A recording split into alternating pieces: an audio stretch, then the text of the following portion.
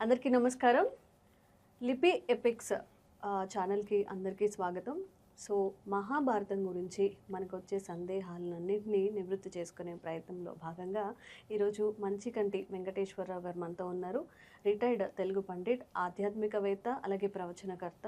సార్తో మాట్లాడి ఈ జనరేషన్కి తెలియని మహాభారతం బేసిక్స్ దగ్గర నుంచి డీప్ రూట్స్ వరకు కూడా మనం మాట్లాడుకుందాము. నమస్తే సార్. నమస్తే. ఎలా ఉన్నారు సార్? బాగుంది. గత రిటైర్డ్ అంటే ఒక 40 సంవత్సరాలుగా మీరు సర్వీస్ అయితే అందించి ఉంటారు. 36 సంవత్సరాలుగా. అయితే మీ అనుభవంలో అప్పుడున్న విద్యార్థులకి వాళ్ళకున్న జ్ఞానానికి, లైక్ ఇప్పుడు మహాభారతం గురించి కానీ, రామాయణం గురించి కానీ, మన ఆధ్యాత్మికకి సంబంధించిన పుస్తకాల పఠనం కానీ అప్పటికి ఇప్పటికి తేడా ఏంటి? ఒక రిటైర్డ్ తెలుగు పండిట్గా మీరు మా యువతకి ఇచ్చే సందేశం ఏంటి? ఇది మంచి విషయం అమ్మా. ఇప్పుడు మా చిన్నతనం అంటే దాదాపు 70వ దశకంలో మేము హై స్కూల్ స్టడీస్. మనకి 1950 ఆ ప్రాంతం నుంచే చందమామ, బాలమిత్ర అని 2 నెలవారీ పత్రికలు వచ్చాయి. వాటిల్లో సెంటర్ పేజీలో ఎప్పుడు రామాయణ కథో భారత కథో సంవత్సరాల తరఫున నడిపేవాడు. ఆనాడు పిల్లలు కేవలం మిగతా నీతి కథలతో పాటు భారత కథ వస్తుంది, లేకపోతే రామాయణ కథ వస్తుంది, చాలా ఆసక్తిగా లైబ్రరీల ముందు లైబ్రరీ తీయటం కోసం కూడా ఎదురు చూస్తూ కూర్చున్న రోజులు ఉన్నాయి, నాతో సహా. అయితే కొంతమంది వాటిని మ్యాగజైన్గా కొనుక్కొని కూడా, ఎంత అప్పుడు అది 60 పైసలే ఉండేది నాకు తెలిసి, కొనుక్కొని కూడా ఆ పేజీల వరకు చించి బుక్ చేయించుకున్న వాళ్ళు కూడా ఉన్నారు. ఇప్పటికీ కొంతమంది పెద్దల ఇళ్ళల్లో ఉన్నాయి. ఈ మధ్య ఈ పీడిఎఫ్లో కూడా వస్తున్నాయి. అందులో రామాయణం కానీ భారతం కానీ కథ ఎప్పుడూ నడిపేవాడు. అట్లానే దాంట్లో మనం ప్రముఖంగా చెప్పుకునేటటువంటిది ఇంకో కథ, భట్టి విక్రమార్క కథ, భేతాళుడు. ఈ 3 కోసం చాలా ఆసక్తిగా ఎదురు చూసేవాళ్ళం. తర్వాత మామూలు సామాజిక నీతి కథలు అవి వస్తుండేవి, పెద్దలు వాటి పరిచయం. కాకపోతే మేము చదువుకునేటప్పుడు మాకు సిలబస్లో ఎక్కువగా ఆధ్యాత్మిక పౌరాణికమైనటువంటి విషయాలతోటే నైతిక విలువలు నేర్పేవాళ్ళు. ఇవాళ సాంకేతిక విద్యా ప్రభావం ఎక్కువైన తర్వాత, ఆర్ట్స్ గ్రూపులు పోయిన తర్వాత ఆ కథలకు ప్రాధాన్యం తగ్గింది. ఎప్పుడైతే ఆ ప్రాధాన్యం తగ్గుతుందో పిల్లవాడికి x*x² తెలుస్తుంది, రామాయణం తెలియదు. ఎట్లా తెలుస్తుంది? అసలు రామాయణం కానీ భారతం కానీ తెలుసుకోవాల్సిన ప్రాథమికమైనటువంటిది ఆ రోజుల్లో స్కూల్స్లో, అంటే మా చిన్నతనంలో సాయంత్రం 3:30 వరకే ఏ క్లాస్ చెప్పినా, ఆ తర్వాత ఒక అరగంట ఆ స్కూల్లో ఉండేటటువంటి బాగా తెలివైనటువంటి మాస్టారు, తెలిసినటువంటి మాస్టారు, పౌరాణిక జ్ఞానం కలిగినటువంటి మాస్టారు కూర్చోబెట్టి ఒక అరగంట ఈ కథ ఏదో చెప్పేవాడు. ఇప్పుడు అలా చెప్పేవారే లేరు. తెలుగు సంవత్సరాల పేర్లు వల్లే వేయించేవాళ్ళు, ఇది ప్రభవ విభవ అని. ఇప్పుడు మన పిల్లలకి న్యూ ఇయర్స్ డేనే తెలుసు. ఇప్పుడు ఉన్న పిల్లల్లో సార్ చిన్న చిన్న వర్డ్స్ కానీ, తెలుగు పదాలు, అక్షరాలు రాయడానికి కూడా ఎంత ఇబ్బంది పడుతున్నారంటే నేర్పించట్లేదు అసలు. స్కూల్లో కూడా అవసరం లేదు అన్న అక్కడికి వచ్చేసారు అనమాట. దీనికి నేను చెప్పేటటువంటిది ఏంటంటమ్మా, ఎప్పుడైతే ఆ కథలు ఉన్నాయో వాటికి ఒక ప్రామాణికమైన ఒక గ్రాంధిక భాష, సరళ గ్రాంధిక భాష ఉంటుంది వాటికి. అవి లేకపోయిన తర్వాత కేవలం వ్యవహారిక భాష వచ్చిన తర్వాత, ఆ వ్యవహారికం కూడా మన పెద్దలు మంచిదే పెట్టారు. ఇవాళ మరీ ఇదైపోయింది భాష వ్యవహారికంగా, ఏది పెడితే అది. తర్వాత పిల్లలకి గుణింతం అనేటటువంటిది పలక మీద ఎప్పుడైతే రాయటం పోయిందో అప్పుడు వాళ్ళకి భాష అక్షర జ్ఞానం పోయింది. పలక మీద అదే పనిగా దిద్ది మా చిరుతల పలక మీద అదే అచ్చులు కూడా పడేవి, కడిగినా కూడా కనపడుతుంది. అట్లా దిద్దడం వల్ల వాడి మైండ్కి ఎక్కిపోతుంది పిల్లవాడికి. ఇవాళ ఈ పుస్తకాల్లో గళ్ళల్లో వచ్చింది, పైన ఊరు రాస్తాడు, కింద 20 గళ్ళు ఇస్తాడు. వీడు అక్కడ ఆ రాసిన తర్వాత మళ్ళీ 10వ గడిలో ఆ రాస్తాడు, 15వ గడిలో ఈ రాస్తాడు, వాడికి ఇష్టమైన గడిలో ఊ పెడతాడు. ఒక పజిల్ పూర్తి చేసినట్టు చేస్తున్నాడు. ఒక పజిల్ లాగా ఉంది. చివరికి ఆ పేజీ అంతా అయిపోతే పజిల్ అయిపోయినట్టే, మైండ్కి ఎక్కట్లేదు అక్కడ. అదే పలక అయితే చక్కగా అది అయిపోయిందాక. తర్వాత అప్పుడు మాకు ఇంకొకటి చేసేవాళ్ళు, 2 అక్షరాల చొప్పునే నేర్పుకొచ్చేవాళ్ళు. ఆ ఆ ఈ మొదటి 4 రాసేవాళ్ళు. మాస్టారు దిద్ద పెడతారు. ఆ ఆ ఈ. మనకు ఆ ఈ 4 వస్తాయి. కానీ తర్వాత ఉ అరు అరు దిద్ద పెట్టాలి. కానీ అరు అరు దిద్ద పెట్టేవాడు కాదు. ఈ ఊనే రాసేవాడు. అంటే అక్కడ ముగింపు మళ్ళీ ఇక్కడ ప్రారంభం చేసేవాడు. ఈ బ్రిడ్జ్ ఉంది చూసావా, అక్షరాలకి బ్రిడ్జి. ఒక వర్ణమాల చక్కగా పిల్లవాడికి వంటబడుతుంది. తర్వాత గుణింతం ఉందే, ఈ గుణింతం కూడా ద్విత్వాక్షరాలు ఉంటాయి, గుణింతంలో ఒత్తుల్లో సంయుక్తాక్షరాలు ఉంటాయి. ఇవి గుర్తుపట్టడం పిల్లలకు కష్టమవుతుంది. గుణింతం నేర్పే విధానం కూడా ఇవాళ పైన ఇట్లా పెడితే కా అంటున్నారు, కానీ కాకు దీర్ఘమిస్తే కా అని. కానీ అసలు మేము నేర్చుకున్న గుణింతం ఏంటంటే కకార అకారములు క, కకార ఆకారములు క, కకార ఇకారములకి, కకార ఈకారములకి, కకార ఉకారములకు, కకార ఊకారములకు, కకార రుకారములకు, కకార రూకారములకు, కకార యకారములకే, కకార ఏకారములకే, కకార ఐకారములకై, కకార ఉకారములకు, కకార ఓకారములకు, కకార ఔకారములకు కౌ, కాకు సున్నా పెడితే కం, విసర్గ పెడితే కహాని. నీకు ఆ వల్లే వేసిన పాట ఉంది చూసావా, అది మైండ్కి ఎక్కించేవాడు. దాన్ని ఒక రిధంగా. తర్వాత విత్ యాక్షన్ ఉండేది మాస్టర్ దగ్గర. కకార ఆకారములు కా, కకార ఇకారములకి, కకార ఈకారములకి. ఇది ఆ చిన్నతనం వయసులో మైండ్కి పడుతుంది పిల్లవాడికి. అది ధారణ బాగా ఏర్పడుతుంది. దానివల్ల గుణింతం గుర్తుపడతాడు, తర్వాత వచ్చే పదాలని గుర్తుపెడతాడు. ఇవాళ లోపం ఎక్కడొస్తుందంటే క్రమ పద్ధతులు. అసలు మనది క్రమశిక్షణ అంటారు. మీరు ఇక్కడ ఒకటి అర్థం చేసుకోండి. ఇవాళ అక్కడ క్రమశిక్షణ లేదు, అక్కడ క్రమశిక్షణ లేదంటారు. క్రమశిక్షణ అంటే ఒక లైన్ మార్చి చేయటం, నోటి మీద వేలు వేసి కూర్చోబెట్టడం కాదు. నా అనుభవంలో శిక్షణ, విద్య, జ్ఞానం పొందటానికి కూడా ఒక క్రమ పద్ధతి ఉండాలి. ఆర్డర్, దీని తర్వాత ఇది, దీని తర్వాత ఇది, దీని తర్వాత అది క్రమశిక్షణ. నా ఉద్దేశంలో అదే అసలు అర్థం కూడా. మనం ఏమనుకుంటున్నాం, ఆ పదం మారిపోయింది. క్రమశిక్షణ అంటే కేవలం ఒక డిసిప్లిన్. దేంట్లో డిసిప్లిన్? ఫిజికల్గా, తర్వాత క్లాస్ రూమ్లో కూర్చోవటానికి, వీటికైంది. కానీ క్రమశిక్షణ పోయింది. ఎప్పుడైతే ఆ క్రమశిక్షణ పోయిందో ఈ విద్యలో క్రమం తప్పింది, గుణింతం గుర్తుపట్టడంలో క్రమం తప్పింది, పదం నేర్చుకోవటంలో క్రమం తప్పింది. దానికి తోడు ఇవాళ ఉండేటటువంటి మనకి చాలా ప్రభావాల వలన, అది ఏదైనా కావచ్చు, మాధ్యమాల్లో సెల్ ఫోన్ కావచ్చు, ఇట్లాంటివి కావచ్చు. వీటి వలన ఏమవుతుందంటే వీటి మీద ఎక్కువ ఆసక్తి చూపిస్తున్నాడు పిల్లవాడు. వెనక ఇవి లేవు. అమ్మ నాన్న సాయంత్రం పడుకోబెట్టే ముందు ఒక కథ చెప్పడము.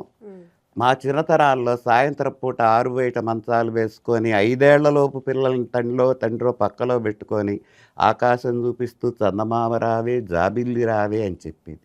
ఇవాళ అదిగో మూన్ చూడు అంటున్నారు. అర్థమవుతున్నదా? మూన్ చూడు అంటున్నారు. మూన్లో ఏమైనా నీకు ఆసక్తిగా గుండెకి హత్తుకునే మాట ఉందా? లేదు. చందమామ, జాబిల్లి, ఆ పదంలో ఒక జీవం ఉన్నాయమ్మా. అవన్నీ జీవమైన పదాలు. ఆ పదం ఎప్పుడైతే మనిషికి ఎక్కుతుందో పిల్లవాడికి, వాడికి నరనరాన జీర్ణించుకుపోయి ముందు కాలంలో రాణింపుకు తెస్తుంది. కానీ ఇప్పుడు అలా చందమామ అని చూపించే పేరెంట్స్ కూడా చాలా తక్కువైపోయారు. చందమామ చూపించడానికి అవకాశాలు లేదు. పెద్ద పెద్ద ప్రాకారాలు ఉండే, ప్రహరీలు ఉండే ఇళ్ళు లేవు, అన్ని అపార్ట్మెంట్స్. ఏం కనపడుతుంది అపార్ట్మెంట్లో? పైన గోడ, కింద గోడ, పక్క గోడ, కింద గోడ. అక్కడికి వెళ్ళే అంత శక్తి లేదు, ఉత్సాహం లేదు. ఆ టైం వీళ్ళకి ఒత్తిళ్ళు ఉన్నాయి. ఇవాళ జీవన ప్రమాణాలు, జీవన పద్ధతుల్లో చూస్తే సంపాదన ధ్యేయం ఒకటి. ఇవాళ సంపాదన ధ్యేయం అని కూడా మనం అక్కడ అనటానికి వీల్లేదు. అవసరాలు అట్లా వచ్చినాయి, అవసరాలు అట్లా ఏర్పడ్డాయి. దేనికైనా ఏదైనా సాధించాలన్నా ధనమూలం ఇదం జగత్తు. ధనం కావాలి. ధనం కావాలంటే వాళ్ళిద్దరూ ఉద్యోగస్తులు కావాలి. ఇద్దరు ఉద్యోగస్తులు అయినప్పుడు ఒకరోజు ఆయన ఆలస్యంగా రావచ్చు, ఒకరోజు ఈమె ఆలస్యంగా రావచ్చు. ఇవి చెప్పేవాళ్ళు లేరు. పోనీ పెద్దలు వెనకట్లాగా ఉమ్మడి కుటుంబాలయ్యి తల్లి తండ్రి పెద్దవాళ్ళు ఇంట్లో ఉంటే వాళ్ళు వచ్చేదాకా వీళ్ళని సాకుతారు. ఇప్పుడు కుటుంబాలు చిన్నవైపోయి పల్లెటూళ్ళల్లో తల్లిదండ్రులు ఉంటున్నారు, పట్టణాల్లో పిల్లలు ఉంటున్నారు. వీళ్ళ కాన్వెంట్ చదువులు వస్తున్నాయి, మీడియంస్. అవి మనం చెప్పేది కాదు, అనుకునేది కాదు కాలానుగుణంగా. పోవటమే. మనం ముందుగా మాట్లాడుకుంటున్నట్టుగా మహాభారతాన్ని అసలు ఒక గ్రంథంగా తెలుగులోకి రచించింది ఎవరు, ఎన్నాళ్ళు పట్టింది, దాని గురించి మీ మాటల్లో తెలుసుకోవాలి. చాలా మంచి విషయం ఇది, అసలు అడగాల్సిన విషయం ఇది. మన వాళ్ళు భారతం భారతం భారతం అంటారు, భాగవతం భాగవతం భాగవతం అంటారు, రామాయణం రామాయణం రామాయణం అంటారు. ఇది ఏర్పడటానికి ఒక పూర్వ రంగం ఉంటుంది దేనికైనా. సంస్కృతంలో వేదవ్యాసుడు మహాభారత రచన చేశాడు 1,00,000 చిల్లర శ్లోకాలతో కదా. అది ఏమైంది, సంస్కృతం చదువుకున్న పండితులకే అవగాహన అయింది, అర్థమైంది, వాళ్ళే దాన్ని చర్చించుకోగలరు ఎదురెదురుగా. కానీ మిగతా భాష, తెలుగు భాష వాళ్ళకి వీళ్ళకి ఎట్లా? అందుకని దీనికి జరిగింది ఏంటంటే, ఎప్పుడైనానమ్మా ఒక కవిత వర్ధిల్లాలన్నా, ఒక స్త్రీ రాణించాలన్నా, ఒక తీగ అల్లుకోవాలన్నా ఆశ్రయం ఉండాలి. నిరాశ్రయ నశోభంతే కవిత వనిత లత అన్నారు పెద్దలు. ఆశ్రయం లేకపోతే కవితకి ఉన్నత స్థితి, పైకి ఎగబాకేది, నలుగురికి పంచేది రాదు. ఒక వనితకి ఒక ఆశ్రయం అంటూ లేకపోతే సమాజంలో ఇవాళ చూస్తున్నట్టు కాదు, అప్పుడు కూడా ఉండేవి కొన్నన్నా. లత తీగ అల్లిక ఇస్తేనే ఒక చేరిస్తే అది పైకి పాకుతుంది, లేకపోతే అక్కడక్కడక్కడ అయిపోయాయి. అట్లా ఈ పోషకులు అనేవాళ్ళు ఉండాలి కవితకి. సరే, వ్యాసుల వారు రాశారు, బాగుంది, చక్కగా 1,07,000 చిల్లర శ్లోకాలతో మనకి ఇచ్చారు భారతాన్ని. కానీ 11వ శతాబ్దంలో రాజమహేంద్రవరాన్ని, అంటే ఇవాళ రాజమండ్రి రాజధానిగా చేసుకొని తూర్పు చాళుక్యులు పశ్చిమ చాళుక్యులు అని ఇద్దరున్నారు రాజవంశం. అందరూ తూర్పు చాళుక్య వంశీకులైనటువంటి చాళుక్యులు పరిపాలన చేశారు గోదావరి నదికి అటు, అంటే ఇవాళ మన ఉత్తరాంధ్ర అంటాం, అటు ప్రక్కగా. అప్పుడు ఆ రాజమహేంద్రవరాన్ని రాజధానిగా చేసుకొని రాజరాజ నరేంద్రుడు అనేటటువంటి రాజు పరిపాలన చేస్తారు. ఆయన ఆస్థానంలో సంస్కృత పండితులు ఉన్నారు. ఆ సంస్కృత పండితులు ఈ మహాభారతాన్ని చదివి ఆయనకు ఆ కథ వినిపించారు. చాలా సంతోషపడ్డాడు, మంచి విషయాలు ఉన్నాయి. ఈ పాండవులు ఎవరు, ఏ వంశం వాడు? వాళ్ళు చంద్రవంశం వాడు. రాజరాజ నరేంద్రుడు చంద్రవంశం వాడు. మా పూర్వీకులు ఇంత గొప్ప కదా, దీన్ని నేను తెలుగుకి తెస్తే ఎట్లా ఉంటుందని ఆలోచన ఆయన మనసులో ఏర్పడ్డది. అయితే ఆయన ఆస్థానాలు ఎక్కువగా సంస్కృత పండితులే ఉండేవాళ్ళు. అప్పుడు ఒక తెలుగు పండితుడు కావాలి కదా, చూస్తే అంతో కొంత పరిచయం ఉన్న నన్నయ్య భట్టు కనపడ్డాడు. ఆయన అడిగారు, మీరు దీన్ని తెలుగులోకి అనువదించమల్లా. అనువాదం కాదు భారతం, స్వతంత్రమైన మూల కథ వ్యాస భారతం. ఇక్కడ వీళ్ళ యొక్క స్వతంత్రమైనటువంటి పద్ధతుల్లోనే నడిచారు. అక్కడ విస్తృతంగా ఉన్నది అనుకోండి ఒక ఘట్టం, ఇక్కడ అది అంత ప్రాధాన్యత సంతరించుకోదంటే చిన్నదే చేశారు. అక్కడ చిన్నదిగా ఉన్న ప్రధాన ఘట్టం ఉందనుకోండి, ఇక్కడ విస్తృతంగా కూడా చేశారు.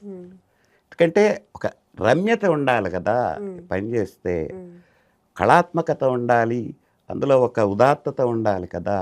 అందుకని అట్లా నిర్ణయించుకున్న తర్వాత ఈ నన్నయ్య భట్టుని భారతం రాయమని. నేను తెలుగు కొంచెం తెలిసిన వాడినే కానీ ఆయన సంస్కృత పండితుడే. అప్పుడు అదే ఆస్థానంలో నారాయణ భట్టు అని ఒక గొప్ప పండితుడు ఉన్నాడు. ఆయన సహాయం తీసుకుంటానన్నాడు. తీసుకోండి, చెయ్యండి, మంచి పనే కదా అంటే.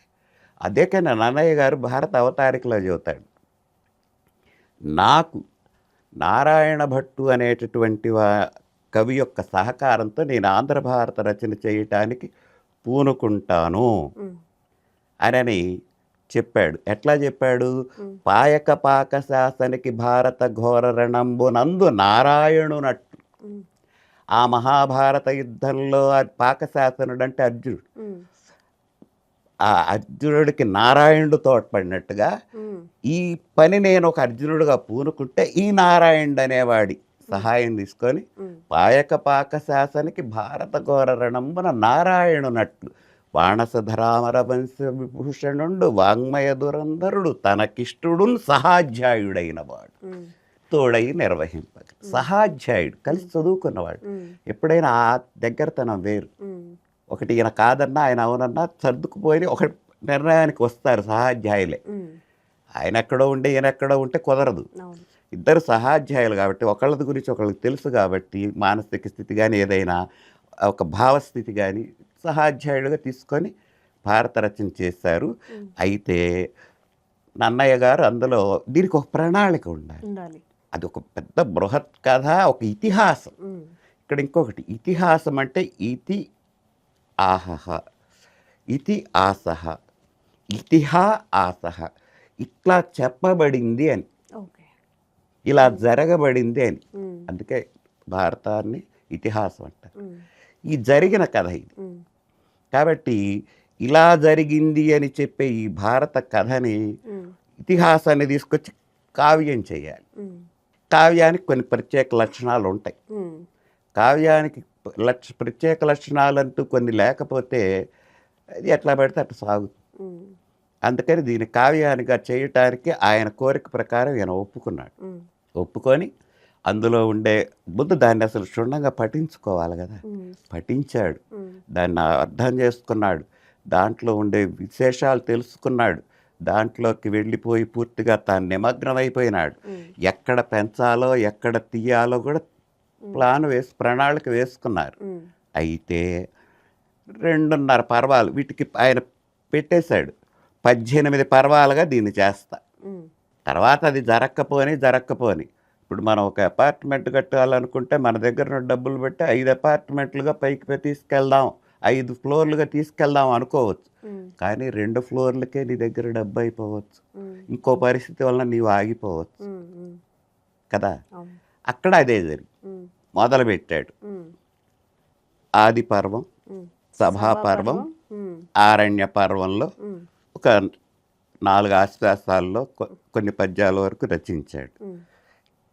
ఎప్పుడు రాజ్యం ఒక రకంగా ఉండదు, సామాజిక పరిస్థితి ఒక రకంగా ఉండకపోయేసరికి మరి అప్పుడు రాజ్యమే అల్లకల్లోలం అయిపోయిందో దండయాత్రలలో, రాజరాజ నరేంద్రుడే గతించాడో, అసలు నన్నయ్య గారికి ఏమన్నా అయిందో తెలియదు.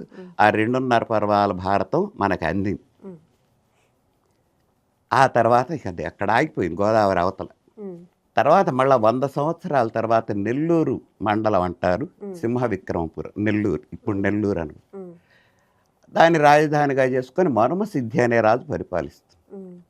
ఆయనకు ఆలోచన వచ్చింది, ఎప్పుడో రాజరాజ నరేంద్రుడు గోదావరి తీరంలో నన్నయ్య చేత శ్రీకారం చుట్టించిన మహాభారత రచన నేను పూర్తి చేయిస్తే ఆ కీర్తిదో నాకు దక్కుతుందిగా అనుకున్నాడు. దీనికి ఎవరు సమర్థులు? వాళ్ళు ఆనాడు ఉన్నటువంటి కవులందరినీ కూడా పరిశీలిస్తే గుంటూరు, ఇవాళ గుంటూరు, పాత గుంటూరు వాడైనటువంటి తిక్కన గారు, ఆయన అప్పటికే నిర్వచనోత్తర రామాయణం రచించాడు. నిర్వచన ఉత్తర రామాయణం అంటే రామాయణంలో ఉత్తరకాండ వచనం లేకుండా అన్ని పద్యాలే, నిర్వచనం. ఇప్పుడు భారతం ఉంది, ఏ కావ్యం ఉంది, పద్యం ఉంటుంది, వచనం ఉంటుంది. దీంట్లో అసలు వచనం రాదు, అన్ని వరుస పద్యాలే. నిర్వచనంగా ఉత్తర రామాయణం, పూర్వ రామాయణం అంటే రాముడి పట్టాభిషేకం వరకే, ఉత్తర రామాయణం అంటే పట్టాభిషేకం తర్వాత రాముడి పాలన, ఆ తర్వాత జరిగిన కథ. అది రచించాడు, మంచి పేరు సంపాదించున్నాడు, కవిగా, పండితుడిగా ఒక మంచి ఇదిగా పేరుంది. ఈయన తటస్థపడ్డాడు. అప్పుడు ఈ తిక్కన గారిని తన ఆస్థానానికి పిలిపించి, ఈ నన్నయ్య గారి టైంలో ఆగిపోయినటువంటి కాలంలో ఆగిపోయిన భారతాన్ని మీరు పూర్తి చేయాలండి, అది మా కోరిక అని అడిగితే, నేను చేస్తా అని ముందు ఆయన దాన్ని చదువుకున్నాడు. ఇట్లా కాదు, 2.5 పర్వాలు ఆయన చేతి మీదుగా నడిచింది, ఇంకా అరపర్వం మిగిలింది. ఇప్పుడు నేను దాని మధ్యలో మొదలు పెడితే నా ఫిక్షన్ వెళ్ళి దానికి అతకపో అనేటటువంటి ఆలోచనతో అసలు అది వదిలిపెట్టేద్దాం అని తర్వాత పర్వం నుంచి అసలు నన్నయ్య గారు మొదటే చెప్పాడు, ఇది ఎట్లా ఉంటుందంటే 18 పర్వాలు. అసలు పర్వము అంటే కణుపమ్మ, కణుపు, చెరుకు గడ ఉంటుంది చూసారా, దాన్ని ఒక్కొక్క కణుపుని పర్వము అంటారు. అట్లా 18 కణుపులు. ఎందుకన్నారు చెరుకు గడ కణుపు అని? అంత మధురమైన గాథ రచన అంతా బాగుంటుంది కదా. మహాభారతం మనకు పేరే కదా, వింటే భారతం వినాలి, తింటే గారెలు తినాలి. అట్లా మంచి కథ. ఇట్లా కాదులే, ఈ 2.5 పర్వాల తర్వాత నేను తీసుకున్నాం ఆది సభ అరణ్య, ఆయన వదిలేద్దాం, ఆయన రాసిన దాంతో వదిలేద్దాం. ఆ తర్వాత ఆయన మొదట చెప్పాడు ఆది పంచకం అన్నాడు. మీరు గుర్తుపెట్టుకోండి, ఆది పంచకం, ఆది సభ అరణ్య విరాట ఉద్యోగాలు, ఆది పంచకం. తర్వాత యుద్ధ షట్కం 6, అక్కడ 5 వచ్చింది గుర్తుపెట్టుకోండి. తర్వాత 6 యుద్ధ షట్కం, భీష్మ ద్రోణ కర్ణ శల్య సౌప్తిక స్త్రీ, 6 వచ్చింది. 5, 6, 11. తర్వాతది శాంతి సప్తకం అన్నాడు 7, శాంతి పర్వం, ఆనుశాసనిక పర్వం, అశ్వమేధ పర్వం, అట్లా మౌసల పర్వం, ఇట్లా చివరి దాకా స్వర్గారోహణ పర్వం వరకు. 5, 6, 11, 7, 18 పర్వాల భారతం ఉందిగా. అందుకని ఆయన అన్నట్టుగానే ఈయన విరాట పర్వం నుంచి మొదలుపెట్టాడు. అందులో కూడా ఇంకొకటి ఉంది, మనకి సామెత ఉంది, ఇంగ్లీష్లో కూడా ఒక మాట ఉంది, ముఖపరిచయం అంటారు, అదే first impression is good impression అని అంటారే. అసలు ఆ కథ, విరాట పర్వం కథ జనంలోకి పోవడమే చాలా ఇంట్రెస్ట్గా పోయింది. ఇక భారతం మొత్తాన్ని చదివించే స్థాయికి తీసుకెళ్ళింది. అందుకని అక్కడ మొదలు పెట్టుకున్నాడు. అందుకని ఆయన దాని మొదట్లోనే చెబుతాడు, హృదయాహ్లాది చతుర్థము ఊర్జిత కథోపేతము నానా రసాభ్యుదయోల్లాసి. ఇన్ని గుణాలు ఉన్నాయి. హృదయాహ్లాదంగా ఉంటుంది విరాట పర్వం కథ, హృదయాహ్లాదం. చతుర్థము, అందులో 4వ పర్వం, ఊర్జిత కథోపేతం, చదివిన కొద్ది చదవాలనిపిస్తుంది ఆ విరాట పర్వం కథ, అంతా బాగుంటుంది. నానా రస అభ్యుదయోల్లాసి, నానా రసాలు. అక్కడ రసాలంటే ఇవి హోటల్స్ రసాలు కాదు, శృంగార హాస్య కరుణ రౌద్ర వీర భయానక బీభత్సాద్భుత శాంత రసాలు. మళ్ళీ వీటికి స్థాయి భావాలు ఉంటాయి. శృంగారానికి రతిర్హాస్య శోకశ్చ క్రోధశ్చ క్రోధ ఉత్సాహ భయం తథ. నీకు అక్కడ ఒక శృంగార రస ప్రేరణ జరగాలంటే దానికి ఉత్ప్రేరకం ఇంకొకటి అంశ కనపడాలి. ఒక చనిపోయినటువంటి శవం దగ్గరికి వెళ్తే అక్కడ శృంగార రస ఉత్పాదన జరగదు వ్యక్తిలో, అక్కడ శోకరసం. వీటిని స్థాయి భావాలు అంటారు లాక్షణిక. 9 రసాలకి 9 స్థాయి భావాలు. ఈ స్థాయి భావాల ప్రకారం ఆ రసం ఉద్భుతం అవుతుంది, అంటే పైకి పెచ్చుమేరుతుంది. అందుకని ఇది నానా రసాభ్యుదయోల్లాసి అన్నాడు విరాట పర్వాన్ని. ఇందులో శృంగారం ఉంది, హాస్యం ఉంది, కరుణ ఉంది, రౌద్రం ఉంది, వీరం ఉంది, భయానక ఉంది, భీభత్సం ఉంది, అద్భుతం ఉంది, శాంతి. ఈ 9 బ్రహ్మాండం కనపడతాయి విరాట పర్వంలో, చాలా బాగా కనపడతాయి. శృంగారం, ఆ కీచకుడు ద్రౌపదిని చూసిన తర్వాత అతనిలో గండిగా శృంగార వికార చేష్టలు. హాస్యం ఉంది, ఈ భీమసేనుడు కానీ వీళ్ళు అక్కడ కొలువులో జీవిస్తున్నప్పుడు కొన్ని జరిగిన సంఘటనలు కానీ అంటే అన్నీ పూర్తిగా మిళితమై ఉండాలని లేదు, అసలు విధానం అది. కరుణ ఉంది. నిజంగా విరాట పర్వంలో ద్రౌపదిని గురించి ఆలోచిస్తే ఎట్లాంటిది ఎట్లయిపోయింది. తర్వాత భారతంలో రాయబారానికి వెళ్ళి కృష్ణుడు అడుగుతాడు, ఏమ్మా నువ్వేం చెప్పమంటావని. ఏం చెబుతానయ్యా, నేను ఎట్లాంటిదానో నీకు తెలుసుగా. వరమున పుట్టి భరతవంశము వచ్చింది, అందు పాండుభూవరునకు కోడలైతి, జనవంజుల పొందితి, మంచి భర్తలను పొందే, నీతి విక్రమ స్థిరులకు పుత్రులను బడసితిని. వరమున పుట్టా, శివుడి వరమలన పుట్టా, భరతవంశంలో కోడలుగా వచ్చా, పాండురాజు కోడలు. ఆ రోజుల్లో పాండురాజు బ్రహ్మాండమైనటువంటి రాజు. పాండురాజు కోడలనైనా ఆ పాండురాజుకు కూడా కోడలు ఎట్లా పెడితే అట్లా కాల. జనవంజుల పొందితి, ధర్మజ భీమ అర్జున నకుల సహదేవులు లాంటి వారి భార్య. నీతి విక్రమ స్థిరులకు పుత్రులను బడసితి, నీతిలో పరాక్రమంలో స్థిరంగా దృఢచిత్తంతో నిలబడే పుత్రులను కూడా పడిసాయి. సరసి జనాభా అంటుంది. ఇక్కడే తేడాలు వస్తాయి మనకి. సరసి జనాభా అనకూడదు, సరసి జనాభా. పద్మనాభ, పద్మగర్భుడు కదా ఆయన, పద్మనాభుడు కదా విష్ణు, పద్మనాభుడు కదా. సరసి జనాభా అంటే కృష్ణ. ఇన్నిట ప్రశస్తికి ఎక్కిన దానం, ఇంత గొప్పదారిని నేను ఇక్కడ ఇన్ని అవస్థలు పడ్డాను. అరణ్యవాసంలో ఎన్ని అవస్థలు పడ్డారు. ఈ విరాట్ రాజు కొలువులో అన్న మాలిని రూపంలో ఏదో గుప్తంగా కాలం గడుపుదామంటే అనుకోకుండా కీచకుడు వచ్చి అతను ఏం చేశాడు, బలాత్కరించబోయినాడు, తిరస్కరించింది, వెంటబడ్డాడు, సభలోకి వచ్చి తను దన్నాడు. అంట ఇది చెబుతున్నప్పుడు ఆమెలో ఎంత బాధ ఉంటుంది, వినే కృష్ణుడికి ఎంత ఆవేశం వస్తుంది. ఇంకేముంటుంది, నీవు సుభద్ర కంటే కడు నెయ్యము గారం ఉందని ఎమ్మటే వేసేసింది పద్యం. తిక్కన గారి గొప్పతనం అది, ఎమ్మటే వేసేసాడు పద్యాన్ని. నీవు సుభద్ర కంటే కడు నెయ్యము గారం ఉందలిర్ప సంభావనసి, నీవు నీ చెల్లెలైన సొంత చెల్లెలైన సుభద్ర కంటే నన్ను ఎక్కువగా భావిస్తావు. ఇక అక్కడ పడిపోతాడు ఎంతటి వాడే. నీ చెల్లెలు సుభద్ర కూడా నా తర్వాతే అనిపిస్తుంది నీకు, కానీ సొంత చెల్లెలు సుభద్ర ఏమో వరస చెల్లెలు.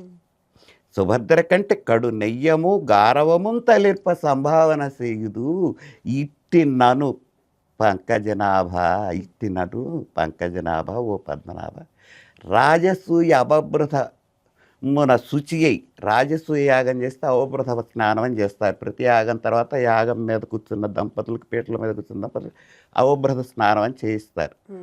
అవభృత స్నానం చేసేవాళ్ళు అంటే ఆ రోజుల్లో చాలా కీర్తి, చాలా కీర్తి. ఎట్లా అంటే వెనకటి రోజుల్లో ఇప్పుడు హారాలు కాదు, 6 పేటల చంద్రహారం, అదొక గొప్పతనం గుర్తు. అవభృత స్నానమున శుచి అయి శుభ్రమై పెనువొందిన వేణి బట్టి, ఇంత పేరెక్కినటువంటి వేణి ఈ జడని పట్టుకొని సభకు ఈ ఊరు చూడగా, ఈ 5గురు చూస్తుంటే నా భర్తలు సభకు నీడ్చి కులాంగానే ఇట్లా నడుతురే, కుల స్త్రీలు ఇట్లా చేస్తారయ్యా. అక్కడ ఎంత కరుణరసం. అట్లానే భీముడు రౌద్ర రసం, ఏం చెప్పాలి అక్కడ అంటాడు, రౌద్రంగానే చెబుతాడు. అక్కడ అంతకుముందు నన్నయ్య గారి భారతంలో ప్రతిజ్ఞలు ఉన్నాయి. కురువృద్ధులు కురువృద్ధ బాంధవులు అనేకులు సూచుతుండ దారుణి రాజ్య సంపద ప్రతిజ్ఞ చేశాడు కదా. దుశ్శాసనుడి రుధిరం కురోలుతా, దుర్యోధనుడి తొడలు విరగొడతా అని. ఆ ఆవేశం మళ్ళీ ఇక్కడ చూపించాడు రౌద్రరసం. భీముడు కీచకుడిని చంపేటప్పుడు భీభత్సం, నానా భీభత్సం అర్ధరాత్రి ఆ నర్తనశాల. తర్వాత దాన్ని తీసి ఆ పొట్టలోకి కాళ్ళు చేతులు పెట్టి ఒక ముద్ద చేసి కిటికీలో వచ్చి గోడ అవతల బారేసిపోయింది. జుగుప్స చూస్తే ఎవరైనా సందర్భోచిత రసపోషణ చేస్తాడు కవి, అది తప్పదు వాళ్ళకి. అది చేయకపోతే ఆయన కవి ఎట్లా చేశారు. అట్లా నానారసాభ్యుదయోల్లాసంగా ఈయన రాశాడు. తర్వాత అక్కడి నుంచి పాపం తిక్కన గారు మొదలుపెట్టిన ప్రణాళిక పూర్తయింది. ఆయన అనుకున్నది పూర్తయింది, కానీ నన్నయ్య గారిది కాదు. ఆయన 15 అయిపోయినాయి. 15 నిర్మిస్తున్న జన సంప్రాజ్యంబులే అని చెప్పాడు అక్కడే. జన సంప్రాజ్యంగా నేను 15 పర్వాలు రాస్తానన్నాడు, తన మాట నెగ్గించుకున్నాడు, అయిపోయింది. సరే మళ్ళా ఒక 80 ఏళ్ళు 70 ఏళ్ళు గడిచింది. అక్కడ భారత రచన ఆగిపోయింది. నువ్వు అడిగిన మొదటి ప్రశ్న ఇప్పుడు ఇంత వస్తే కానీ రా, అక్కడ ఆగిపోయింది. తర్వాత అప్పుడు అనిపించింది కొండవీటి రెడ్డి రాజ్యం, ప్రోలయ వేమారి, పెదకోమటి వేమారెడ్డి కొండవీటిని రాజధానిగా చేసుకొని పరిపాలిస్తున్నాడు. ఈ కొండవీటి రెడ్డి రాజులకి అద్దంకి రెడ్డి రాజ్యం కూడా సామంత రాజ్యం. అక్కడ ప్రోలయ వేమారెడ్డి పరిపాలన చేస్తున్నాడు. తర్వాత ఎప్పుడు తిక్కన గారు, నన్నయ్య గారిది కేవలం 11వ శతాబ్దం. టోటల్గా ఇప్పుడు మనం 11వ శతాబ్దంలో గోదావరి తీరంలో ఆంధ్ర మహాభారతానికి నన్నయ్య గారి చేతి మీదుగా శ్రీకారం చుట్టారు. మొదలుపెట్టినటువంటిది ఆయన ప్రణాళిక 18 పర్వాలు, ఈయన అనుకున్నది 15 పర్వాలు. 15 పర్వాలు అయిపోయింది. రాజ్యం 80 ఏళ్ళు సమయం గడిచింది. మరి మనమసిద్ధి ఏమైనాడో, తిక్కన గారు ఏమైనాడో, ఎందుకు ఆగిపోయిందో ఆగిపోయింది. ఈ ప్రోలయ వేమారెడ్డి రెడ్డి రాజులు అని చెప్పాను చూసారా, వీళ్ళల్లో ఆ అద్దంకిని పాలిస్తున్న ప్రోలయ వేమారెడ్డి ఆస్థానంలో ఎర్రన అని మహాపండితుడు ఉన్నాడు, ఎర్రన గారు. ఆయన చేత చేయించుదాం. ఇంతవరకు అనుకున్న తెలుగు భారతం పూర్తిగా ఆంధ్ర మహాభారతం తెలుగువాడికి అందల. తెలుగువారికి పూర్తి భారతాన్ని అందించే ఘనత కీర్తిని పొందొచ్చు కదా అని ఆయనకు అనిపించిందేమో. ఎంబటే ఎర్రన్న గారిని అడిగాడు ఆయన. కానీ ఇప్పుడు నన్నయ్య గారికి, తిక్కన గారికి, ఎర్రన్న గారికి వచ్చేసరికి చెప్పుకోవాలంటే నన్నయ్య గారి పద్ధతిలో ఆయన వెళ్ళిపోయినాడు, తిక్కన గారి పద్ధతులు ఈయన వెళ్ళిపోయినాడు. ఈయన 2 పద్ధతులు అనుసరించుకోవాలి. తిక్కన శిల్పంపు తెలుగు తోట అంటాడు విశ్వనాథ సత్యనారాయణ గారు. అలతి అలతి తెలుగు పదాలతో మంచి ఇక ఈయన అల్లాడు భారతాన్ని. ఆయన సంస్కృత సమాస భూయిష్టంగా ఆయన అల్లాడు. ఇటు సంస్కృతం ఉంది, ఇటు తెలుగు ఉంది, మధ్యలో బ్రిడ్జ్ వారధి. ఇది చాలా కష్టం. అది అతుకులాగా కనపడకూడదు. ఇటు నన్నయ్య పోకడు ఉండాలి, తిక్కన పోకడు ఉండాలి. రాసేది చిన్నదే, ఇంకొక 4 ఆశ్వాసాలే, ఇంక 4 ఆశ్వాసాలు ఉంటుంది అంతే. కానీ పెద్ద పని ఆయనది, చాలా విజయవంతంగా పూర్తి చేశాడు. అటు ఇది నన్నయ్యది అనిపించాల, ఇటు తిక్కనది అనిపించాల, తనది అనిపించాల. ఇంకో విశేషం ఎవరిది అనిపించాల, కవిత్రయింది అనిపించింది. సుమారుగా ఎన్నాళ్ళు పట్టిందండి? దాదాపు 283. ఏది ఈ రాజ్య కల్లోలాలు, అల్లకల్లోలాలు, రాజ్యాలు బాగలేకపోవటం, ఇట్లాంటి కారణాలే. ఇప్పుడు మనకి రెడ్డి రాజుల కాలంలో ప్రోలయ వేమారెడ్డి గారి ఆస్థానం నుంచి మొత్తం ఆంధ్ర మహాభారతం తెలుగు వాళ్ళకి అందిందని నిశ్చితంగా చెప్పచ్చు. మరొక మాట, మహాభారతంలో ఉన్నదే అన్ని చోట్ల ఉంది, మహాభారతంలో లేనిది ఎక్కడా లేదు అంటారు. అసలు దీన్ని ఎలా అర్థం చేసుకోవాలి? వ్యాసుల వారు భారత అవతారికలోనే రాశారు. వ్యాసుల వారు దీన్ని మొదటే చెప్పాడు. ఆయన నారాయణం నమస్కృత్య నరంచైవ నరోత్తమం దేవీం సరస్వతీం వ్యాసం తతో జయముదీరయేత్. దీనికి జయ అనే పేరు కూడా పెట్టాడు. భారతానికి జయ అని కూడా పేరుంది. పంచమ వేదం అని కూడా పేరుంది. పంచమ వేదం అనేది ముందు తెలుసుకుంటే దానికి వస్తుంది. 4 వేదాలు ఉన్నాయిగా, ఆ వేదాలన్నీ విష్ణువు నుంచి వచ్చినాయి కదా, వాటిని ఆయన వర్గీకరణ చేశాడుగా. ఋగ్వేద సామ అథర్వ వేదాలుగా, ఇవి ఋగ్వేదం, ఇవి సామవేదం, ఇది అథర్వ వేదం అని ఇట్లా విభజన చేశాడుగా. చేసిన తర్వాత ఇంకా కొన్ని గొప్ప విషయాలు, ఇవి ఈ పద్ధతిలో కాదు, ఒక కావ్య పద్ధతిలో పెట్టుకొద్దామని ఆ మిగిలిన వాటిని కథా పద్ధతిలో పెట్టి భారతం రాశాడు. అందుకే అది పంచమ వేదం. అయితే అక్కడ వేదాలు ప్రభు సంహితాలు శాసిస్తాయి. సత్యం వద, సరే మాట్లాడు, ఎప్పుడు మాట్లాడాలి, ఎందుకు మాట్లాడాలి, మాట్లాడకపో ప్రశ్న ఉండదు. ప్రభు రాజశాసనం అది. కావ్యాలు కాంతా సంహితాలు. కావ్యం ఎప్పుడు కాంతలాగా చెబుతుంది. కాంతలాగా చెప్పటం అంటే, ఇప్పుడు ఒక స్త్రీ ఉందనుకో, తనకు ఒక కోరిక ఉంది, ఏదో మనం లౌకికంగానే అనుకుందాం, నాగో చీర, ఏమండి నాకు అది కావాలంది. మన బజారులో చివరింట అది పెట్టుకుంది, ఆమె కంటే నాకైతే బాగుంటుంది అంటే అర్థం ఏంటి? అది కావాలి, అది నాకు నేను వేసుకోవాలనుకుంటున్నాను. అట్లానే కావ్యంలో కథ నువ్వు ఇట్లా చెయ్యి అని శాసించదు, చెబుతుంది. ధర్మరాజు, పాండవులు, కౌరవులు, రాజ్యం, తగాదా ఇవి నేర్పింది. ఇప్పుడు మనం నిర్ణయించుకోవాలి పాఠకుడు, మనం ఏ పద్ధతికి వెళ్ళాలి. దుర్యోధనుడి పద్ధతికి వెళ్తే ఇబ్బందులు ఇవి, ధర్మరాజు పాండవుల పద్ధతికి వెళ్తే సుఖాలు ఇవి. ఈ సుఖాలు తీసుకున్నావా, ఈ దుఃఖాలు తీసుకున్నావా? ఇంకొక మాట కూడా చెబుతారమ్మా పెద్దలు, మనకి ఒకప్పుడు దేవతలు రాక్షసులు వేరు వేరు లోకాల్లో ఉన్నారు. ఆ తర్వాత దేవతలు రాక్షసులు వేరు వేరు భూముల్లో ఉన్నారు. ఆ తర్వాత దేవతలు రాక్షసులు వేరు వేరు ఇళ్లల్లో ఉన్నారు. ఇవాళ దేవతలు రాక్షసులు ఒక ఒంట్లోనే ఉన్నారు, మనలోనే ఉన్నారు. రాక్షసుడు అప్పుడు దేవలోకంలో దేవతలు, రాక్షస లోకంలో రాక్షసులు ఉన్నారు. రాముడి కాలంలో రాముడు భారత భూమిలో ఉంటే అక్కడ లంకా భూమి మీద రావణాసుడు. భారత కాలంలో పక్క ఇళ్లలోనే ఉన్నారు అన్నదమ్ములుగా. ఇవాళ ఒక ఇంట్లోనే ఒక మనిషిలోనే దైవత్వం రాక్షసత్వం రెండు ఉంటుంది. అవే మనకి కామ క్రోధ లోభ మోహ ఆశ్చర్యాలు అరిషడ్ వర్గాలు మనలోనే ఉన్నాయి. ధర్మార్థ కామ మోక్షాలు 4 మనలోనే. ఇవి అంత ఆత్మబంధువులు, ఇవి అంతఃశత్రువులు. ఈ ఆత్మబంధువులు అంతఃశత్రువులకి నిరంతరం మనిషిలో జరిగే సంఘర్షణే జీవన భారతం. ఇది తెలుసుకున్న వాళ్ళు మీరు చెప్పినట్టుగా దుర్యోధనులా ఉండాలా లేకపోతే పాండవులా ఉండాలా, ఎలా ఉండాలి అనేది. అందుకే రామాయణ విషయంలో ఒకటి అంటారు, రామాధివర్తితవ్యం రావణాధివర్తి. రాముడిలాగా ఉండు, రావణుడిలాగా ఉండకూడదని చెబుతుంది రామాయణం. కానీ వాళ్ళు చెప్పలా, మనం నిర్ణయించుకోవాలి. వేదవ్యాసుడు మహాభారతాన్ని దాన్ని ఇందాక చెప్పా కదా, 4 విభజనలు చేశాడు వేదాలని. 5వ వేదంగా పంచమ వేదంగా భారతం రచించాడు. దాన్నే కవిత్రయం వాళ్ళు తెలుగు భారతంగా తీసుకొచ్చారు. దాని భారత అవతారికలో ఆయన చెప్పాడు ఒక మంచి మాట, గొప్ప మాట, మంచి మాట అని మనం ఎక్కడ నిర్ణయిస్తాం, మహానుభావులు పుణ్యాత్ములు వాళ్ళు. ఆయన అన్నాడు, ఇది ధర్మేచ అర్థేచ కామేచ మోక్షేచ ఇదిహాస్తి తత్ అన్యత్ర ఎన్నేహాస్తి నా తత్తుకు వచ్చింది. ధర్మం విషయంలో కానీ, అర్థం విషయంలో కానీ, కామం విషయంలో కానీ, మోక్షం విషయంలో కానీ, అంటే చతుర్విధ పురుషార్థాలు నాలుగిటిలో కూడా ఇదిహాస్తి ఇందులో ఏదుందో అదే భరత భూమిలో ఉంటుంది. ఇదిహాస్తి తత్ అన్యత్ర ఇందులో ఉన్నదే లోకంలో ఉంటుంది, లోకంలో ఉన్నదే ఇందులో ఉంటుంది. ఎన్న భారతే తన్న భారత్, భారతంలో లేని భారతదేశంలో లేదు, భారతదేశంలో లేని మహాభారతంలో లేదు. అదే ఇది, ఇదే అది. అంటే చాలా సామీప్యత కథకి. అందుకే భారత కథ జనంలోకి చొప్పించుకుపోయింది. ఇక రామాయణ కథ అంటారా, అది దైవ స్వరూపం ధర్మమూర్తి కాబట్టి అది మనకు ఆ ప్రకారంగా అలవడింది. వేదవ్యాసుని గురించి మనం మాట్లాడుకుంటున్నట్లయితే వేదవ్యాసుడు మహాభారతాన్ని రచించారు అని చెప్తుంటారు, కానీ అదే సమయంలో ఒక పాత్రగా కూడా మహాభారతంలో ఉన్నారు అంటూ ఉంటారు. దీనికి నేను మొదట ఇది ఎలా సాధ్యం? నాకు అర్థమైంది. దీని మొదట నేను ఇందాక చెప్పే ఇతిహాసం అని, ఇది ఇలా జరిగిందని చెప్పే కథ.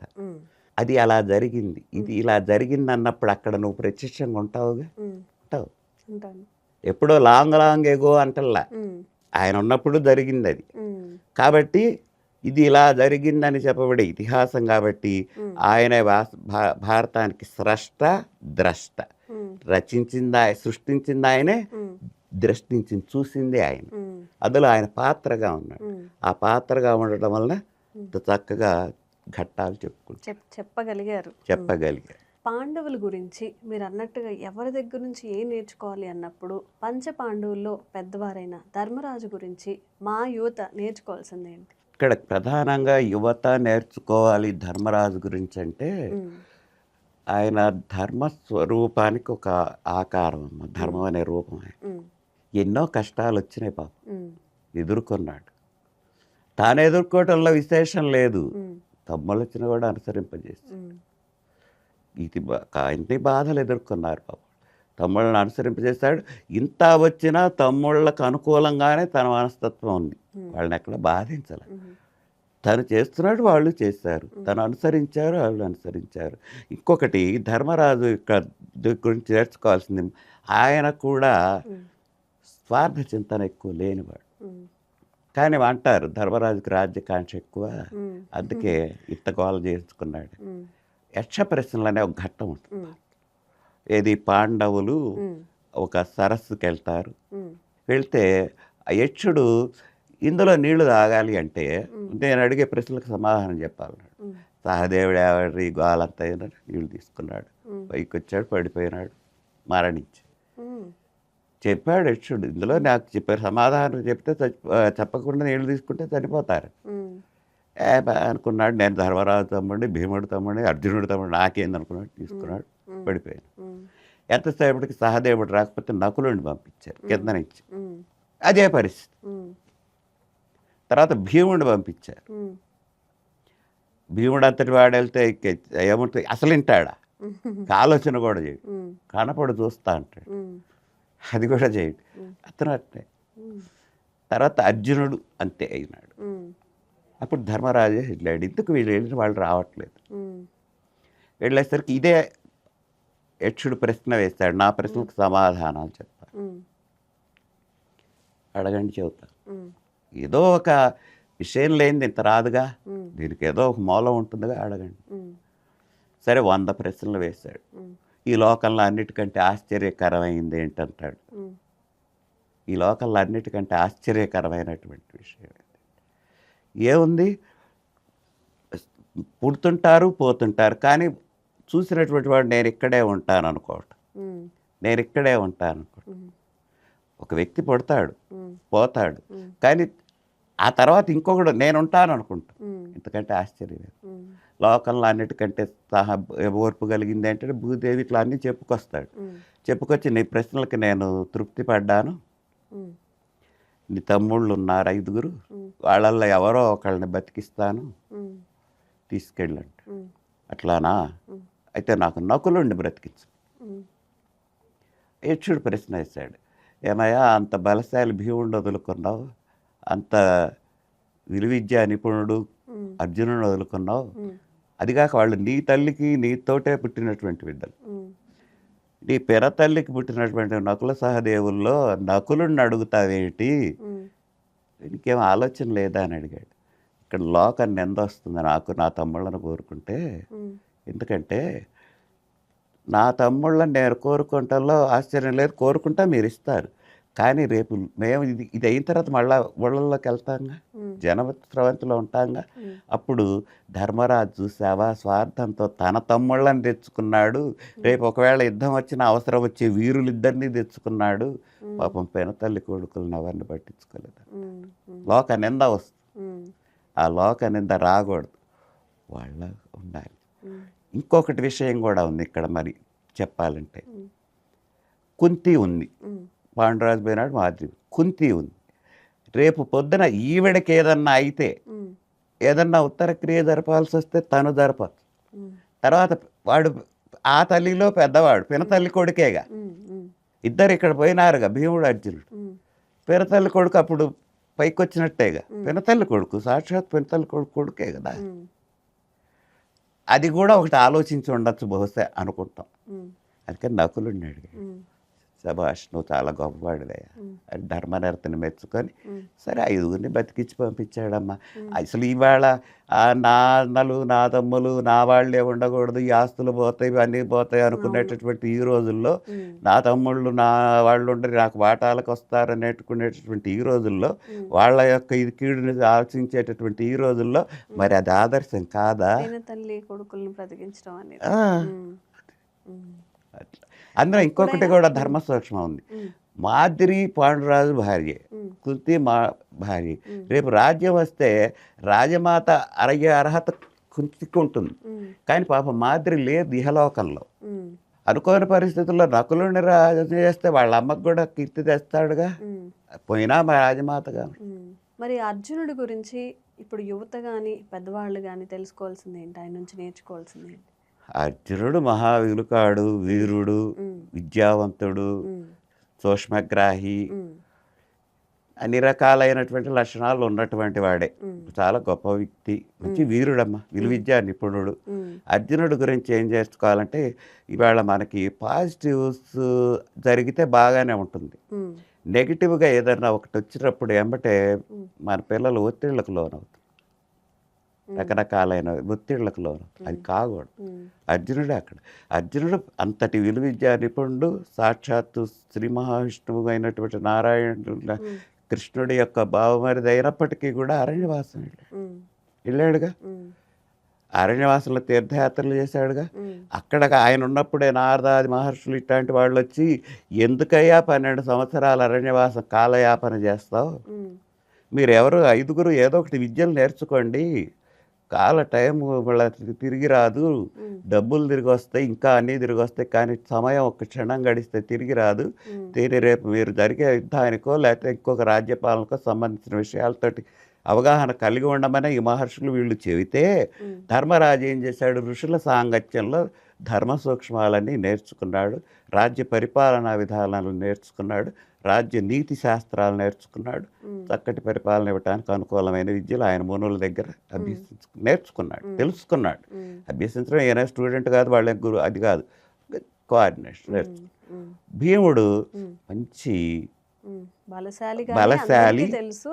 ఉమ్, బలశాలి, తినగలిగినవాడు, చేయగలిగినవాడు, ఉమ్, చేయగలిగినవాడు, తినగలిగినవాడు. ఉమ్, ఆ అడవుల్లో ఆ మూలాదులు తింటూనే ఉమ్, ఆ ఏనుగులను పట్టుకోవటం, ఆ చెట్లని పీకటం, ఆ చెట్లని ఇసిరి కొట్టడం చేయటం, పెద్ద పెద్ద చెట్లని పిడికిళ్ళతోటి పడేయడం, ఉమ్. ఏనుగుని పట్టుకొని గిరగిర తిప్పటం. అమ్మో.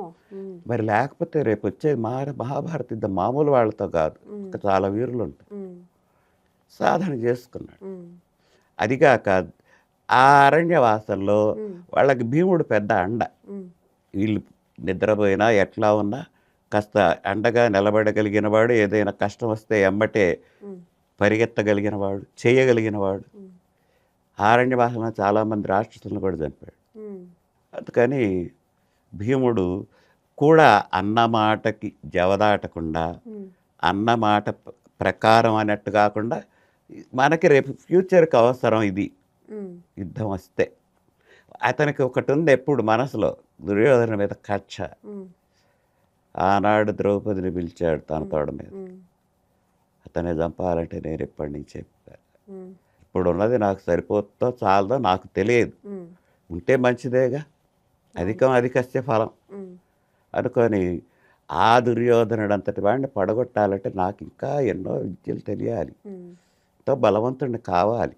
అంతటి కౌరవుల్ని చంపాలంటే నాకు తేలికైన విషయం కాదు.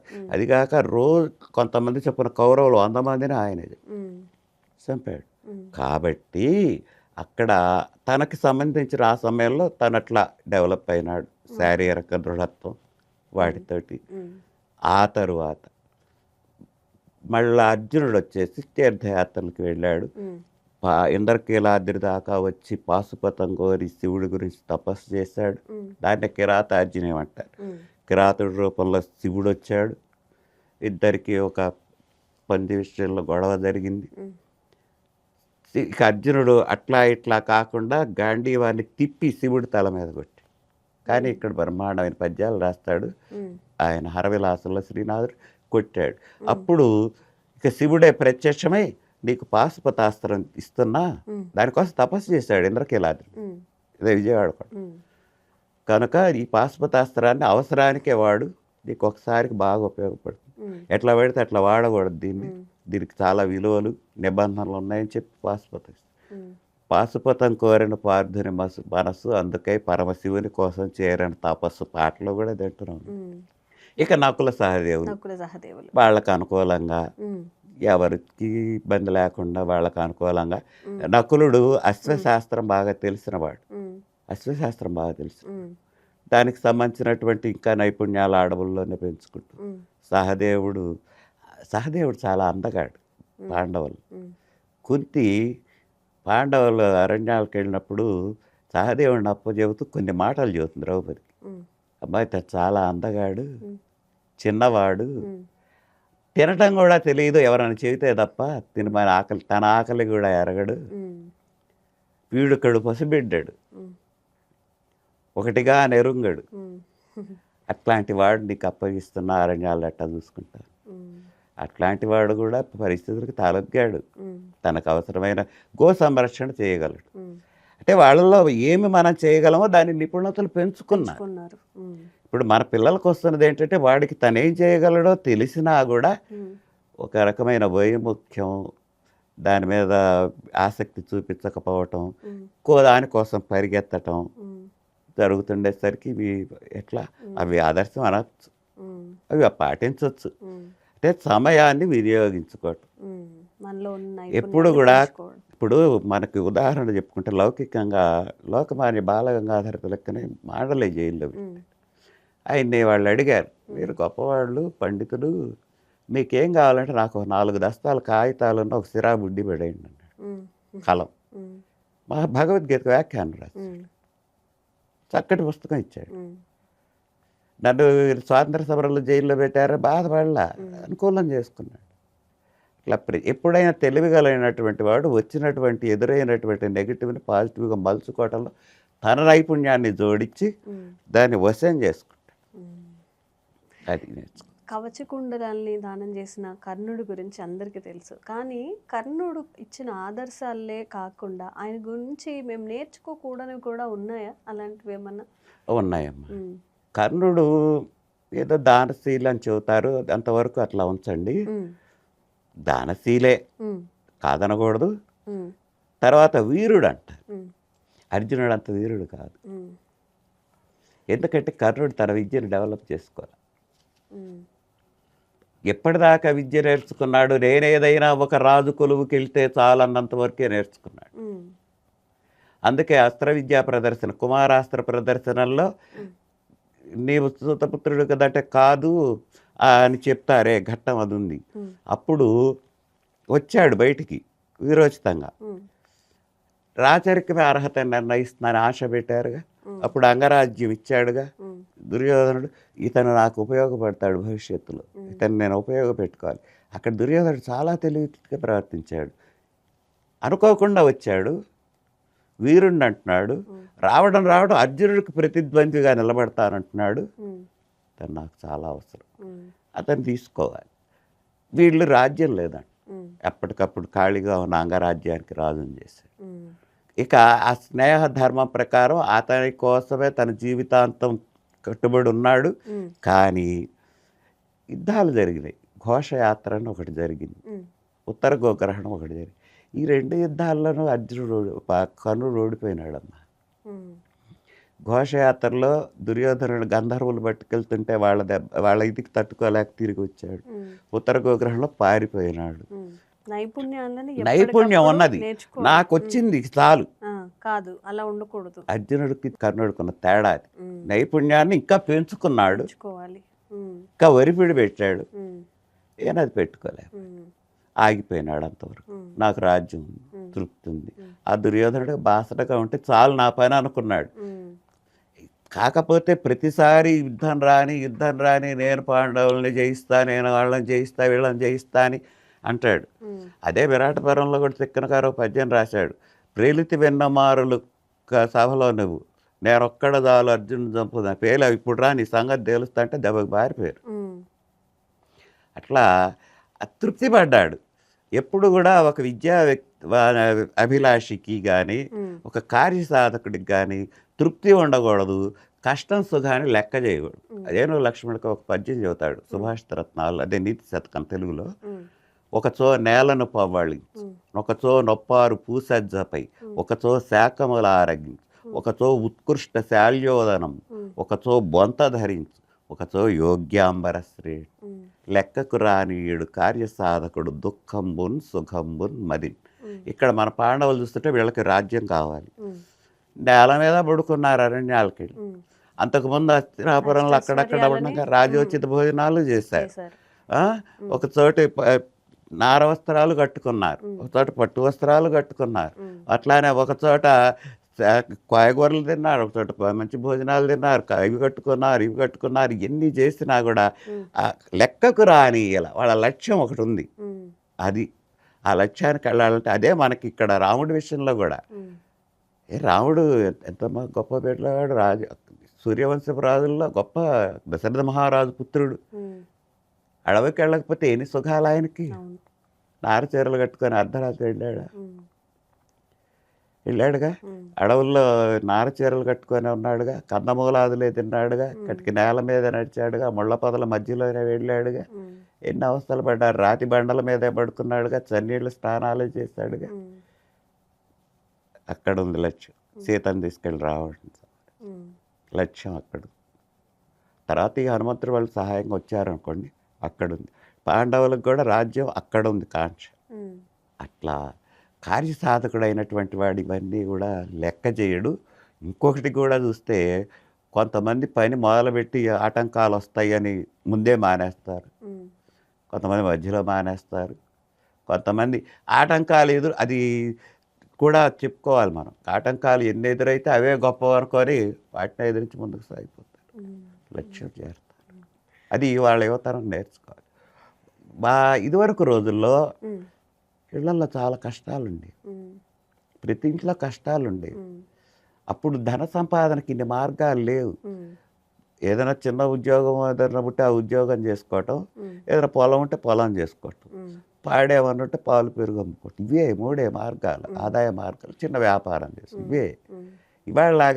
ఇవాళ ప్రతిదీ వ్యాపారంగా అవును. చేసి అవును. చిన్న ఏదైనా వ్యాపారంగా మలచచ్చు, డబ్బు వస్తుంది. ఉమ్, అవి లేవు కదా. ఉమ్, లేకపోయినా ఉమ్, అందులోనే తృప్తి పడ్డారు, అందులోనే జీవించారు, ఉమ్, అందులోనే పైకొచ్చారు, అందులోనే పేరు ప్రతిష్ట సంపాదించారు. ఉమ్. అక్కడ వాళ్ళ తృప్తి ఉంది. ఇవాళ ఇక్కడ తృప్తి లేదు, అవును. తృప్తి లేదు ఇవాళ. ఉమ్, ఇంకా ఇంకా ఇంకా అదే పెడదారులు కూడా. ఉమ్. విష్ణు సహస్రనామాల గురించి మనం మాట్లాడుకుంటే అసలు మహాభారతంలో ఎక్కడ ప్రస్తావించబడ్డాయి? అవి విష్ణు సహస్రాలు మహాభారతానికి వచ్చేసమ్మ భీష్ముడు అంపశయ్య మీద పడుకున్న తర్వాత ఉమ్, ఈ కృష్ణుడు ఉమ్, ధర్మరాజుని తీసుకెళ్తాడు. రేపు రాజ్యం వస్తుంది కదా నీకు, భీష్ముడు పడిపోయినాడు, ఉమ్, ఇక పెద్ద యుద్ధాలు ఏం జరగవు, అంపశయ్య మీద ఉన్నాడు, ఆయన స్వచ్ఛంద మరణం, ఆయన ఎప్పుడు కావాలనుకుంటే అప్పుడు పోతాడు. ఈలోపే నువ్వు కొన్ని ధర్మ సూక్ష్మాలు రాజనీతి నేర్చుకోవటం మంచిది ఆయన దగ్గర. ఉమ్, కానీ భీష్ముడు సింహాసనం మీద కూర్చోలేదు కానీ గొప్ప రాజనీతి. ఉమ్, నేర్చుకున్నానని ధర్మరాజుని తీసుకెళ్తాడు. ఇదిగో మీ ధర్మరాజుని తీసుకొచ్చాను, ధర్మరాజుకి కొని చెప్పయ్యా. నేను చెప్పేది ఏంటయ్యా, నువ్వు పక్కన ఉన్నాగా, నువ్వే పక్కన ఉన్నావు, నేను చెప్పేది ఏంటి. అయినా కూడా కొన్ని చెబుతాడు. ఆ సందర్భంలో భీష్ముడు అంటాడు, మీకు సహాయంగా ఉండి మిమ్మల్ని నడిపిస్తున్నటువంటి వాడు చాలా గొప్పవాడు, ఆయన ఎట్లాంటి వాడు అని చెబుతూ ఆయన యొక్క సహస్రనామాలు ఉచ్చరిస్తాడు. అక్కడ పుట్టింది విశ్వం విష్ణు అది విష్ణు సహస్రం. ఓకే. మహాభారతం చదివిన వాళ్ళకి 4 పురుషార్థాలు వస్తాయి, లభిస్తాయి అంటుంటారు. అసలు అంటే ఏంటి, దాని గురించి తెలియజేయండి. పురుషార్థాలు ఏమున్నాయమ్మా, ధర్మార్థ కామ మోక్షాలు.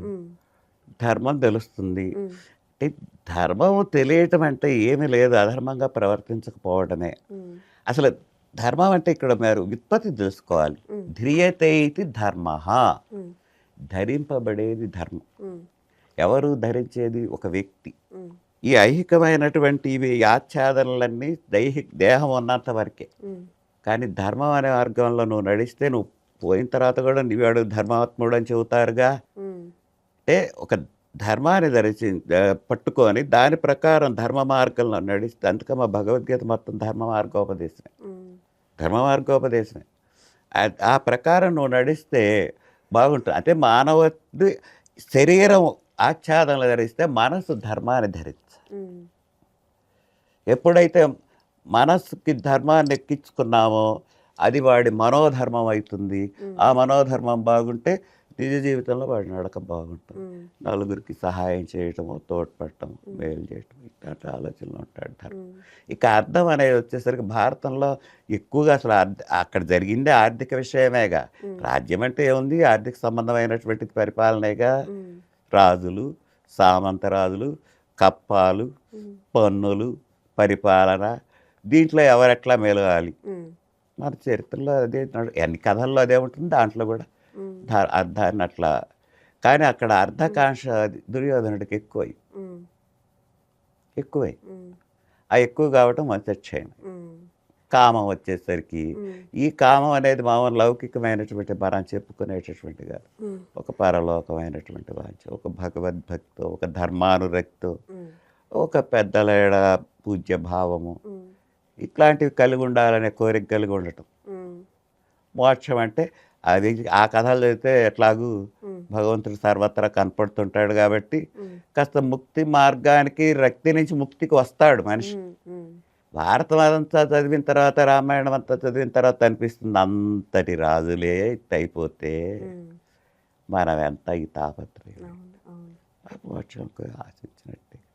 నిజంగా ఈరోజు మీ వల్ల చాలా విషయాలు ఎలా ఉండకూడదు, ఎలా ఉండాలి అని చెప్పి, అంటే ఒక దిశానిర్దేశం చేసేవాళ్ళు, మీరు చెప్పినట్టుగా స్టార్టింగ్లో ఇంట్లో పెద్దలు లేకపోవడము, కేవలం అదమ్మా, పెద్దలు లేకపోవడం, ఇళ్లల్లో ఉమ్మడి కుటుంబాలు కాకపోవడం, తర్వాత పెద్దవాళ్ళు ఇళ్లల్లో లేకపోతే ఏమంటారు, 60 ఏళ్ళు వస్తే వృద్ధాశ్రమాలకు తీసుకెళ్ళి పెడుతున్నారుగా తల్లిని తండ్రిని.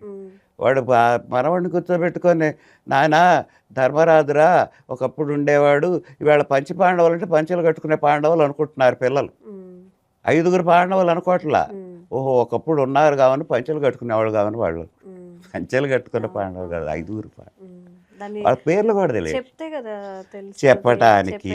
చెప్పడానికి మనకున్నటువంటి ఈ వాళ్ళ ఉన్నటువంటి సిలబస్లో ఎక్కువ టెక్నికల్ ఎడ్యుకేషన్, మోరల్ వాల్యూస్ పాఠాలు లేవు.